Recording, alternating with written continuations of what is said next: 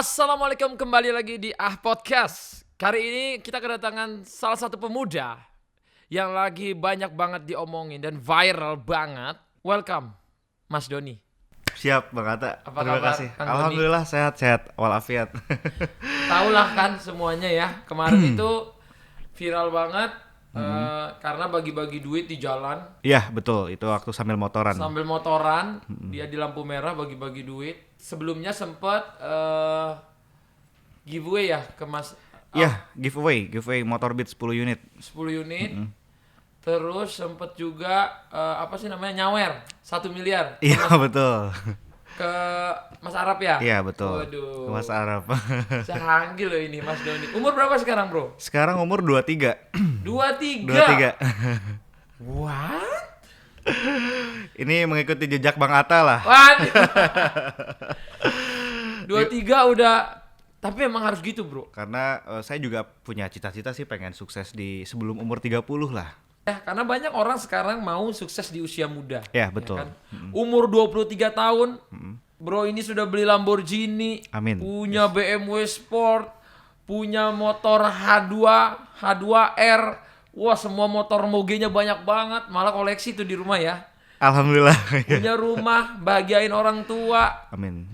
dan punya penghasilannya kita nggak tahu ya berapa. Ini kita bakal bongkar langsung di sini. Dan bagaimana sih menjadi seperti Bro Doni ini. Sekarang aku mau lanjut ke pembahasan yang lagi viral. Oke, siap Bang.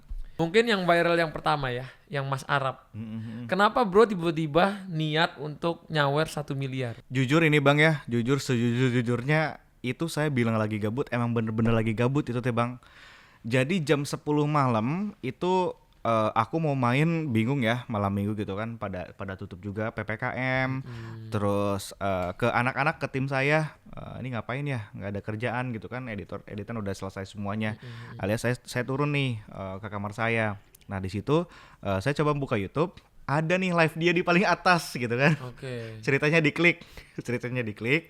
Kemudian saya coba nge-give dia kan, awalnya tuh 10 juta doang. Nah 10 juta saya tuh kayak lihat ekspresinya dia tuh kayak lucu aja gitu.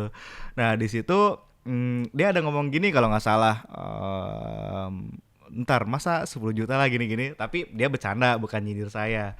Nah di situ ya udah gue tambahin 10 juta, dia kaget di situ kan, kaget. Kemudian saya tambahin lagi dalam jangka waktu berapa menit ya, 15 menit kalau nggak salah, itu udah di angka 500 juta donate-nya, 500 sampai 600 juta. Di situ si Mas Arab ini diem kan, maksudnya dia kaget dengan dapat gift segitu. Kemudian followersnya semakin banyak tuh yang nonton gitu kan, yang nonton live-nya. Terus saya juga ngelihat typing yang nonton gitu, tembusin 1M katanya gitu, ngomong kayak gitu. Ya udah gitu Namanya kan. Sultan nggak bisa kepancing ya kan, dipanas-panasin langsung udah 1M. Iya. Beda emang gabutnya ya kalau Sultan ya. Apakah duit yang masuk itu memang dari dagang face to face, ataupun dari saham? Kan beritanya banyak nih dari saham. Ataupun memang ada cara-cara lain yang bisa menghasilkan uang di usia muda dengan cara cepat seperti Mas Doni? Saat ini sih saya penghasilan seluruhnya masih di trading ya Bang Atta. Jadi trading di beberapa instrumen. Yang pertama ada forex dan juga ada cryptocurrency. Nah kemarin saya dapat keuntungan yang cukup lumayan besar di Dogecoin. Kemarin kan Dogecoin sempat viral banget tuh ya, gara-gara Elon Musk dari harga sekian perak jadi sampai ke angka 10 ribuan kalau nggak salah. Itu saya dapat profit cukup lumayan banyak di Invest situ. di situ? Iya. Berapa invest waktu itu di situ? Waktu itu invest sekitaran 2 komaan lebih deh. Gitu. 2, miliar? Iya. Di Tapi Dogecoin? Di Dogecoin. Dan di situ saya dapat profit yang cukup lumayan Berapa banyak. tuh lumayannya? Ya, adalah 10 miliar ada? enggak sampai 10 miliar. 5 miliar? Dapat lah segituan. 5M? 5M. Dalam waktu? Dalam jangka waktu 2 bulanan kalau nggak salah. 2 bulanan guys dapat Iya, 5 2 bulanan. miliar. Iya, betul. Jadi memang kalau kata orang ya, tangannya tuh harus wangi terus kata kalau saham. Iya. Dan harus memprediksi terus katanya, mempelajari algoritma dan lain-lain. Benar nggak sih? Betul. Jadi kita juga harus melihat fundamentalnya gimana Fundamental, gitu ya. oke. Jadi apa sih yang sedang terjadi terhadap si koin tersebut gitu. Kalau misalkan banyak berita bagus yang muncul, kemudian diiringi dengan analisa teknikalnya. Jadi berita sama pergerakan harganya tuh harus sama. Oke. Gitu loh. Kalau berita ini bakalan bagus nih gitu, akan menyebabkan si harga koin ini naik, dan diiringi si analisa teknikal juga udah ngasih tahu nih ini bakal naik, maka di situ saya akan melakukan pembelian. Tapi saya di trading juga nggak selamanya profit, Bang Atta. Nggak selamanya profit. Saya juga terkadang suka mengalami kerugian yang cukup fantastis juga. Fantastis juga. Mulainya dulu dari modal berapa sih? Rp280.000. 280.000. Iya. Bukan dolar kan? Bukan. Bener-bener 200.000 rupiah Iya. kan? Yang duit yang merah kan? Iya betul. Gimana cara 280 rupiah menjadi punya puluhan miliar guys? Itu berkat kegigihan saya sih waktu belajar 3 bulan tuh kayaknya bener-bener belajar banget. Sehingga kalau saya bikin video dulu mata tuh kedip-kedipan terus. Nah dalam 1 bulan saya mendapatkan profit cukup lumayan oke lah gitu ya. Kemudian saya kan ngebangun grup nih, ada edukasi gitu. Kemudian saya ngebangun grup yang berbayar 100.000 per bulan. Nah itu uang itu nggak saya nikmatin, dipakein lagi buat modal gitu. Ceritanya kayak gitu sih dulu. Tapi untuk sekarang grup semuanya udah gratis. Karena saya udah dapat profit sendiri gitu. Ngapain harus bayar-bayar gitu. Sebenarnya saham ini hitungannya judi atau bukan sih? Kalau menurut pribadi saya itu nggak judi. Nggak judi. Karena kita bisa memprediksikan pergerakan arah harga menggunakan analisa teknikal dan fundamental. Saya pernah judi. Saya pernah main slot, tapi nggak bisa poker ya. Ini sorry, nggak apa-apa kan ngomong kayak gini. Ketika saya bermain judi, itu saya tidak memprediksikan kedepannya saya akan dapat angka berapa. Kedepannya saya akan mendapatkan kartu apa, saya nggak tahu gitu. Nah kalau misalkan untuk di saham, forex dan juga di cryptocurrency ini, menurut saya ini adalah investasi online yang asli gitu. Tapi resikonya juga tinggi. Nah jadi buat teman-teman ya, di sini saya mau ingetin jangan sampai tergiur dengan influencer yang memperlihatkan kekayaan atau gimana gitu ya dari hasil trading. Ya, itu bohong. Ya, bukan bohong. Mereka tuh memiliki perjalanan yang cukup lumayan panjang untuk mendapatkan hasil seperti itu. Terkadang nih Bang ya, followers itu dengan melihat influencer yang banyak duit, dia mikirnya cari duit gampang nih di saham. Ternyata tidak segampang itu. Iya betul. Jadi harus dipelajari. Kayaknya benar sih ya. Ini semakin nggak ada orang kaya mendadak tuh, nggak ada. Nggak ada. Saya juga butuh proses banget nih. Berarti benar tuh guys ya. Kalau orang bilang gue mau kaya cepat jadi ke saham tuh salah berarti ya bro? Salah, menurut saya itu salah. Salah ya? Berapa sih cuan pertama yang bikin paling gede gitu? $2.000 itu cuan pertama. 30 juta berarti ya? 28.500.000 pada waktu itu. Pada waktu itu 28 juta. 2000 berapa ya? Berarti dolarnya masih 14.000 ya? Iya 14.000. Kalau sekarang kan udah 14.000 lewat nih. Iya udah 14.500-an gitu kalau nggak salah. Kemarin sempat 15.000 juga kan? 15.000 bener. Itu cuan terbesar tuh?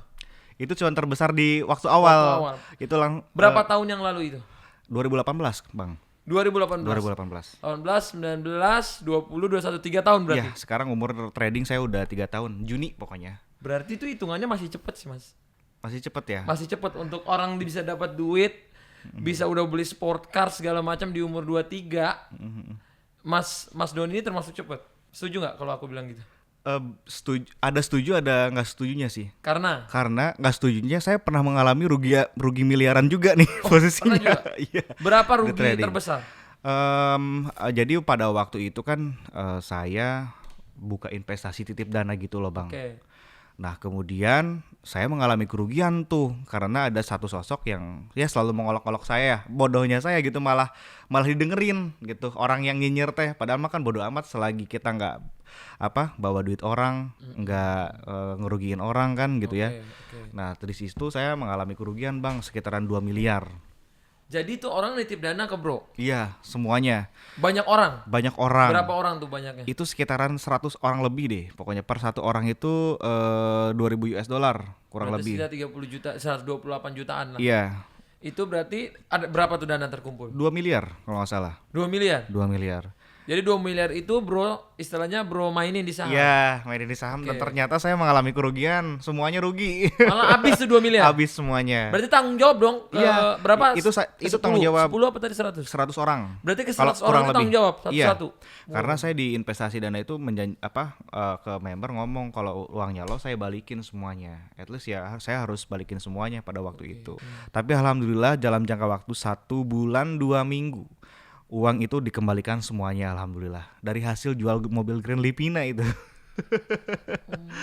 Jadi bro jual mobil Grand Livina. Iya, itu diistilahnya dimainin di saham. Dimodalin buat saham. Iya. Mainin dalam waktu berapa lama tuh ngebalikin 1 utang-utang? bulan 2 minggu. 1 bulan 2 minggu. Gila, 1 bulan 2 minggu menghasilkan 2 miliar. Iya, betul. Terus kalau influencer saham gini dibayar nggak sih? Kan jadi influencer, dibayar nggak? Itu tergantung sih ya Bang Atta. Kalau saya sih pribadi lebih murni ke trading ya. Jadi nggak ada yang bayar bro sebagai brand ambassador dari Bitcoin kah apa Dogecoin? Oh nggak ada. Atau dibayar dari aplikasinya atau apa gitu? Nggak ada kayaknya. Kalau misalkan untuk dibayar sama Bitcoinnya langsung ya. Tapi mungkin kalau misalkan ada kata yang namanya makelar, orang yang membuat misalkan trading di Bitcoin di broker Indodax misalkan. Maka si orang ini akan mendapatkan beberapa komisi dari hasil transaksi. Dari tapi transaksi itu boleh? over itu diperbolehkan karena masih sama-sama fair kan, tidak ada paksaan gitu untuk masuk gitu. Dan sekarang penghasilan Doni setelah semua proses panjang itu dalam 1 bulan bisa menghasilkan berapa? Aduh saya malu sih kalau ngomongin penghasilan. Atau gini, omset terbesar pernah berapa? Dalam 1 bulan? Omset terbesar saya 3 sih ya. 3 miliar per bulan? Per bulan, karena saya nargetin cepet aja sehari gitu. Sorry, bukan cepet, 100 aja sehari 100 gitu. juta ya?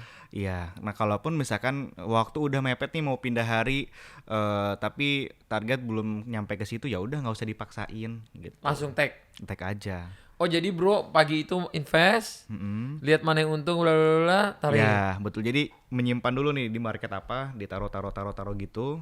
Kan tidak semuanya profit itu Bang. Iya, jadi benar. ada yang minusnya. Nah dikalkulasiin minusnya segini, yang profitnya segini. Jadi diinvest di beberapa lah ya. Ya betul. Kalau bisa ya lebih banyak untungnya daripada ruginya Ya, gitu betul. kan. Tapi yang terjadi sekarang masih untung terus apa? Alhamdulillah ada ruginya juga, tapi misalkan gini ya Bang. Senin, Selasa, Rabu ini profit sekitaran 150. Nah terkadang di hari berikutnya tuh ada minus 70 juta, 50 juta. Tapi saya nggak lanjut trading kalau saya lagi minus gitu. Jadi diamin aja dulu. Udah mendingan stop gitu. Ya Oh nggak dipaksa. Nggak dipaksa.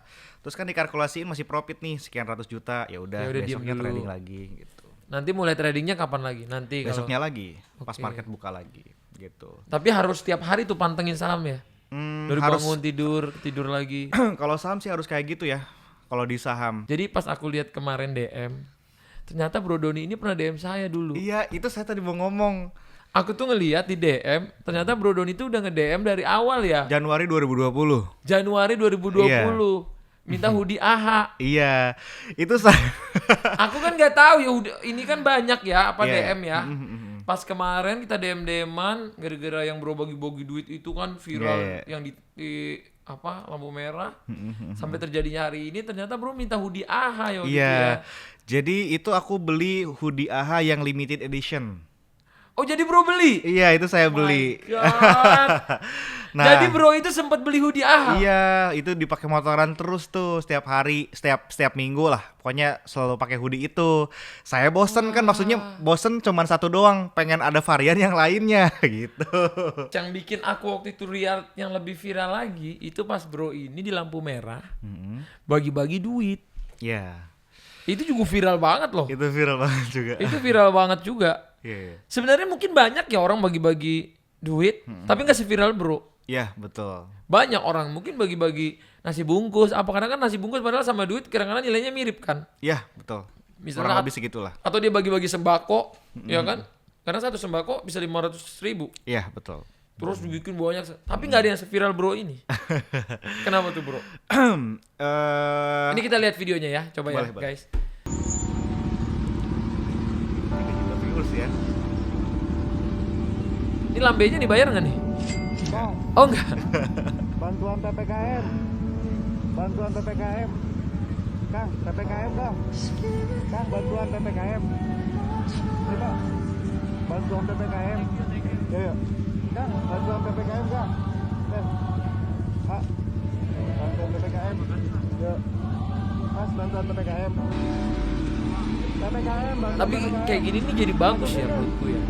Ini nih bukan cuman pamer ini ya menurutku ya. Ini menurutku bagus karena jadi banyak orang pengen bikin aksi-aksi kayak gini. Iya, betul. Heeh. Itu ide yang tidak direncanakan, yang tring langsung gitu. Ya bagi-bagi duit aja lah di stopan di mana. Dan sebenarnya footage-nya ini ada yang chaos banget Bang Atta, tapi saya nggak masukin. Oh, ada. Ada. Jadi ketika saya itu yang setelah di stopan kan saya pinggir sisi jalan, itu saya kan ngomong langsung kabur. Bukan kabur sih, langsung berangkat. Karena saya dirempuk banget Bang. Itu uang yang tadinya diambil semuanya di tas, gini, sampai gini, saya dikerumunin kayak gini. Ini jangan kerumunan, saya kan ngomong kayak gitu, pakai masker. Ya namanya orang gitu ya, udah fokusnya ke duit, itu motor hampir jatuh Bang. Saya ke kiri, motor didiemin di tengah jalan, bukan di tengah jalan, di pinggir jalan ya. Ini langsung kayak gini. Yang hasil ada yang ngambil gini, ya tangan saya udah habis gitu. Jadi itu part keduanya, saya ngambil lagi duit tuh. Tambah lagi. Lanjutannya nambah lagi. Ya udahlah. Ternyata emang bener lagi butuh duit gitu. Itu saya langsung, itu kan 1 orang, 2 orang, 3 orang, 4 orang langsung diserbu itu tuh. Tapi menurut Kang Doni itu bagus nggak caranya kayak gitu? Menurut saya sih yang waktu chaos itu kurang bagus ya, karena posisinya kurang bagusnya di mana nih? Karena lagi pandemi gitu loh. Jadi harus social distance ya kan. Kita akan tersalahkan dengan kamu kerumunan gitu. Sebenarnya lebih bagusnya waktu di lampu merah. Iya. Karena orang nggak tahu. Jadi orang tetap di stay di tempatnya masing-masing. Ya betul, itu stay di tempat masing-masing. Kemudian setelah itu kita pindah tempat nih ceritanya. Nah terus kita kasih ke orang-orang yang lain lagi gitu. Dan saya ngasih ke orang tuh harus sesuai dengan hati saya Bang. Jadi kalau saya pengen ya udah nggak bisa ditahan, harus itu.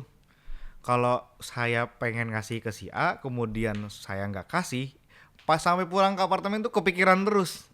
Anjir kenapa ya nggak dikasihin? Walaupun hanya 5.000 perak gitu ya kata kasarnya. Bener, karena kadang-kadang ya guys, nggak tahu ya, ini prinsipku dari dulu ya. Ketika hati lu udah tergerak, lu kasih, tiba-tiba besoknya rezeki lu nambah. Iya betul, itu kerasa banget. Itu kerasa banget. Iya. Jadi aku tuh dari kecil nggak pernah takut ngasih apapun tuh, nggak pernah takut bro, karena menurutku Tuhan memberikan rezekiku sampai sekarang itu ada hak orang lain. Iya. Gitu, itu ada hak kewajiban. Tapi Iya, kalau betul. kita punya rasa sendiri untuk kita kasih bro, disitulah bro sebenarnya nilai pentingnya, dan disitulah yang menjaga rezeki lu sampai kapanpun. Iya betul. Kemudian kalau secara hakikat gitu ya, kita memberikan uang kepada orang lain tuh kita seperti menyimpan pasukan yang bagus gitu loh. Jadi ketika kita memberikan uang atau sesuatu kepada orang lain, itu hatinya pasti ngedoain. Nah, langsung masuk gitulah ilustrasinya mungkin. Itu yang selalu saya rasain Bang, gitu. Ini menginspirasi guys, ini menginspirasi, dan menurutku maksudnya anak muda ketika kita punya rezeki lebih, share gitu buat each other gitu. Bro sendiri nih, kedepannya ada target apa lagi sih di hidup? Ini kan udah umur segini, udah penghasilan oke, semua udah oke. Siap. Jujur sih saya pengen banyak usaha real ya. Usaha real? Iya. Malah sekarang mau beralih. Bukan beralih tapi lebih ke mengembangkan. Oke. Iya. Tapi yang saham ini tetap? Saham ini tetap Oke. tetap dipakai karena gimana ya? Terkadang kita juga capek gitu loh Bang, nganalisa market. Jadi Pengen juga lihat yang real ya. pengen lihat yang real, ya udah gitu. Jadi kita modelin usaha udah gitu. Nah, kalau real tuh aku tuh masalah real. Kalau aku tuh orang real parah. Iya. Karena aku tuh gini, dari dulu nggak tahu ya Mas ya, nggak ngerti soal saham-saham. Semua usaha aku real, semua PT ku tuh real. Jadi kalau rugi emang ruginya real gitu, nggak tahu ini bukan gara-gara algoritma apa, ya udah. Ini karena pandemi baju nggak laku, tapi karyawan di situ ada berapa puluh atau berapa. Nah kita harus hidupin ya, itu ruginya gitu. Jadi nggak untung, anggaplah tapi tabunganku kita keluarin biar orang bisa makan gitu kan. Iya betul. Nah tapi nanti ada usaha lain yang untung. Tiba-tiba usaha online ini untung. Iya, iya, Bisa iya. nutupin, dia bisa ini. Jadi aku ngelihatnya komposisinya tuh gitu, untung dan rugi. Nah, coba Bro kasih tahu sedikit untuk para pemula nih di dunia trading saham. Ada, jadi untuk para pemula yang masih trading itu yang pertama-tama kalian harus memiliki metode trading yang benar-benar kalian pahamin Oke. gitu. Setiap orang itu memiliki style trading yang berbeda-beda Alright. gitu. Ada yang trading untuk di kripto ya, misalkan ada yang untuk di forex, ada yang dia tuh akan melakukan penjualan di area resisten dan melakukan pembelian di area titik support, dan ada yang melakukan follow the trend gitu. Jadi kalau misalkan saya sih pribadi selalu menggunakan strategi follow the trend. Jadi kalau misalkan trennya lagi naik, maka kita harus mencari celah untuk membuka perdagangan naik. Kalau misalkan trennya lagi turun, maka kita harus mencari celah untuk membuka perdagangan turun. Dan juga yang paling utama, kita harus tahu nih tentang sifat-sifat pergerakan harga gitu loh. Kapan harga kita harus tahu gimana sih posisi tren lagi naik dan harga lagi bullish, kemudian harga lagi sideways tuh harus tahu. Jadi bullish, bearish, sideways itu harus dipahami semuanya. Jadi untuk teman-teman semuanya yang mau belajar trading tentu harus memahami tentang sifat-sifat pergerakan harga dan memiliki metode trading yang sudah kita benar-benar pahami. Kalau belum menemukan metode trading yang benar-benar ngepas, jangan coba-coba trading. Jangan coba-coba. Jangan Malah coba-coba bukannya trading. untung malah buntung gitu Malah ya. buntung. Jadi untung-untung buntung gitu loh. Jadinya untung-untung tuh cuman pancingan, habis Iya. untung jadi rugi. Kecewa deh. Jangan tergiur dengan untung-untung di awal. Kita harus benar-benar bisa mengkaji diri kita sendiri untuk di bagian pengilmuan trading kita. Gitu. Makanya saya sampai saat ini pun saya selalu mengkaji diri saya sendiri. Apa nih yang kurang? Pengetahuan mana nih yang belum tahu? Saya pelajarin gitu. Itu sedikit tips and trick dari Bro Doni. Orang tua gimana nih setelah ngelihat Bro tiba-tiba bisa sukses dari trading gini? Apa pendapatnya? Orang tua saya benar-benar bahagia lah lihat anaknya bisa sampai seperti ini. Karena dulu Pernah minjem duit mama nggak? wah, bukan minjem lagi Pak. Pokoknya sedih banget lah. Bukan disedih-sedihin juga ya. Maksudnya saya cukup durhaka sih ke orang tua ya dulu. Jadi sampai saya maling HP-nya lah, dijual gitu loh. Demi ikut saham tuh. Bukan, ya buat jajan aja gitu. Oke. Terus pernah ya minta duit 3.000 aja itu harus maksa gitu. Jadi menurut saya itu jelek lah gitu. Oke. Tapi alhamdulillah sekarang mama nggak nyangka banget anaknya bisa seperti ini. Jadi Doni bisa usaha sendiri, bisa ngebeliin apa yang mama atau bapak yang butuhin gitu. Mama, orang tua saya cukup lumayan seneng banget gitu lihat anaknya. Kemudian ada beberapa amanat yang disampaikan. Ingat kalau majak duit jangan sombong, jangan diaku semuanya gitu. Jangan sampai angkuh sama orang lain, jangan sampai ngerendahin sama orang lain. Jangan sampai jadi beda lah. Ingat kita waktu di bawah dulu gitu loh. Ada orang yang bikin kita nggak enak, tapi kita sekarang itu nggak boleh ngelakuin orang yang dulu lakuin ke kita. Kita harus tetap baik gitu. Gitu loh. Dan orang tua sangat bangga. senang, bangga, alhamdulillah. Itu yang penting. Orang tua tetap istilahnya mendoakan lah Ya betul. segalanya. Tapi tadi kita belum tahu tuh sebelum Kang Doni masuk ke saham, sebelumnya kerja apa? Itu saya dulu pertama-tama ya Bang ya. Pertama-tama tuh saya kerja kuli bangunan di tahun 2017 kalau nggak Kuli salah. bangunan? Kuli bangunan. Umur berapa? Umur berapa ya 2017 teh? 16-15 lah kalau nggak Oh, salah. jadi nggak kuliah? Enggak, saya lulusan SD. Jadi Lulusan SD? iya. Beneran, Bro? Beneran. Jadi tapi saya sempat dulu sekolah pesantren di Jambi. Oke. Tapi saya pas kelas 3 MTS-nya nakal, udah tahu ngerokok, udah tahu suka sama cewek. Jadi dibotakin terus kan. Ini dibotakin terus saking ku nakalnya gitu ya. Ini teh mau dibotakin juga, makanya saya kabur dari pesantren karena Pesantren itu apa, SD? SMP. Oke. Setelah SD kan pesantren tapi nggak tamat. Nah, jadi saya nggak punya ijazah SMP, SMA, apalagi kuliah itu nggak ada gitu. Karena saya kenapa memilih untuk seperti itu? Karena cukup lumayan gede uangnya, itu yang pertama-tama, karena gajinya 50.000 per hari, gede banget itu kan. Kalau jadi office boy cuma 500.000 sebulan, wah gitu. Itu saya umur segitu udah mikirin duit. Jadi kuli itu ya. Terus parkiran juga, terus Oh jadi bukan dari keluarga mampu gitu ya? bukan bang, bukan. Beneran berarti ini real story? Beneran real story. Tetangga ada, saya ngevlog, terus ada tetangga yang datang, nih saya tahu story orang ini, sambil direkam. Maksudnya masih direkam nggak waktu ngevlog kemarin ada yang ngomong kayak gitu. Itu tetangga saya sendiri yang ngomong. Alhamdulillah saya nggak malu. Saya malu lulusan SMP. Nih SD nggak malu saya. Alhamdulillah. Tapi kan bang yang penting mah kekuatannya ya, rasa yakinnya gitu Yakin loh, untuk bener. berbuat baik. Jadi orang nggak ada yang tahu ya guys, lulusan SD SMP nggak kelar, Iya. jadi kuli.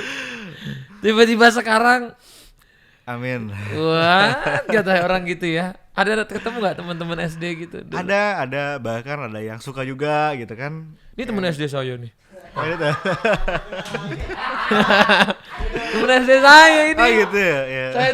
Saya tuh maunya real story juga, makanya salah satu Iya. teman saya dia tahu saya keluarnya kenapa, mereka tahu gitu. Jadi biar saksi, kita nggak ngomong-ngomong bohong. Iya, betul. Kadang-kadang soalnya banyak orang semua pengen kelihatan dari susah. Gitu. Iya, mengada-ngada story Semua gitu orang ya. mengada-ngada, jadi lahir dari siapa pengen semua kelihatan jadi susah gitu. Iya. Jadi orang yang susah beneran aja jadi nggak kelihatan susah jadinya gitu. Karena semua orang tak bilangnya dari susah gitu. Tapi itu sih yang kita nggak tahu ya, Tuhan itu maha bisa membolak-balikan seseorang gitu. Iya, Jadi nggak ada yang tahu. Dan semoga cerita podcast kita pada hari ini Amin. bisa menginspirasi anak-anak muda ya bro Amin. ya. Siap. Sehat terus buat bro. Siap. Dan stay safe, stay healthy, karena di zaman sekarang mungkin duit bukan yang utama, Iya, tapi betul. kesehatan, Tapi kesehatan yang utama. Dan mungkin ada pesan-pesan terakhir bro untuk orang-orang di luar sana yang pengen sukses. Satu dari aja seorang sih. Doni. Jangan pernah menyerah untuk mencoba dan jangan pernah mencoba untuk menyerah dalam berbuat baik. Itu aja dari saya. Thank you bro Doni. Yuk, siap As you soon next video atau apapun itu. Siap. Take care bro. Yuk. Thank you Bang Atta.